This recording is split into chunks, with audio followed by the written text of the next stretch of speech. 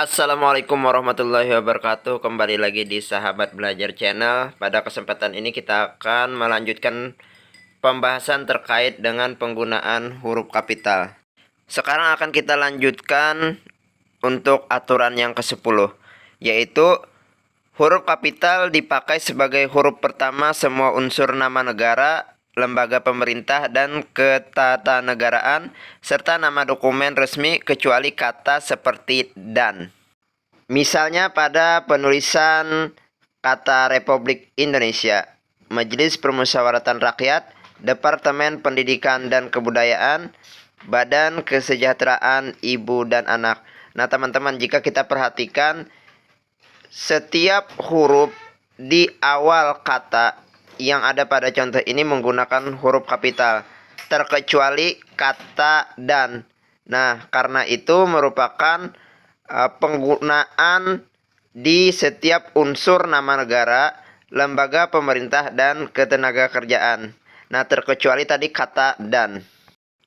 Pada aturan yang ke-10 ini teman-teman ada catatan khusus, yaitu bahwa huruf kapital tidak dipakai sebagai huruf pertama kata yang bukan nama resmi negara, lembaga pemerintah dan ketatanegaraan, badan, serta nama dokumen resmi. Nah, misalnya pada penggunaan kalimat berikut ini, yaitu menjadi sebuah republik, beberapa badan hukum, kerjasama antara pemerintah dan rakyat.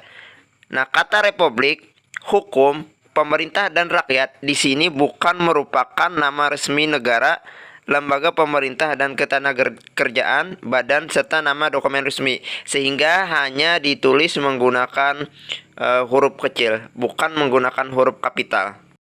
Kemudian aturan yang ke-11, yaitu huruf kapital dipakai sebagai huruf pertama setiap unsur bentuk ulang sempurna yang terdapat pada nama badan, lembaga pemerintah dan ketatanegaraan, serta dokumen resmi. Nah, misalnya pada penggunaan Perserikatan Bangsa-Bangsa, Yayasan Ilmu-Ilmu Sosial, Undang-Undang Dasar Republik Indonesia.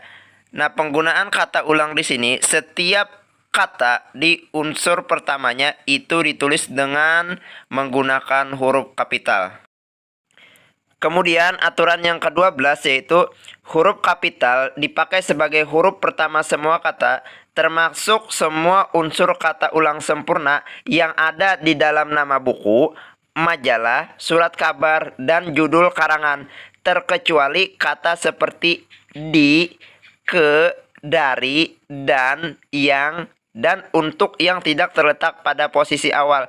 Artinya, jika itu hanya digunakan untuk kata hubung atau kata awalan, maka tidak ditulis menggunakan huruf kapital, terkecuali jika terletak pada posisi awal. Misalnya pada penggunaan dia adalah agen surat kabar Sinar Pembangunan. Bacalah majalah Bahasa dan Sastra. Ia menyelesaikan makalah Asas-asas Hukum Perdata. Kemudian aturan yang ke-13, yaitu huruf kapital dipakai sebagai huruf pertama unsur singkatan nama gelar, pangkat, dan sapaan.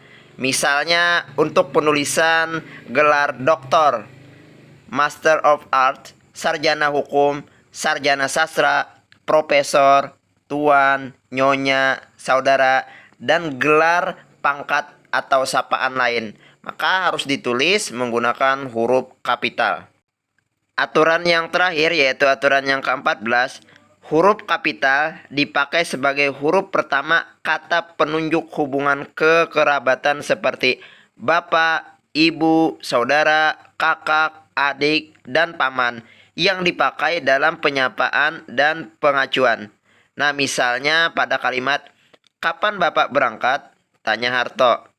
Nah, kata bapak di sini menggunakan huruf kapital karena itu merupakan bagian dari penyapaan.